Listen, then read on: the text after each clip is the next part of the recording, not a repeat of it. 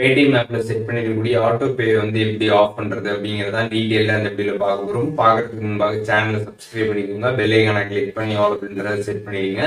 Just Paytm app open பண்ணிடுங்க. சைட்ல பாத்தீங்கன்னா வந்து ப்ரொஃபைல் ஐகான் கொடுத்துருப்பாங்க, அதை கிளிக் பண்ணதுமே கீழே வந்து ஸ்க்ரால் பண்ணீங்கன்னா யூபிஐ அண்ட் பேமெண்ட் செட்டிங்ஸ் அப்படிங்கிற ஒரு ஆப்ஷன் இருக்கும். அந்த ஆப்ஷன் கிளிக் பண்ணதுமே யூபிஐ ஆட்டோமேட்டிக் பேமெண்ட் அப்படின்னு கொடுத்துருப்பாங்க.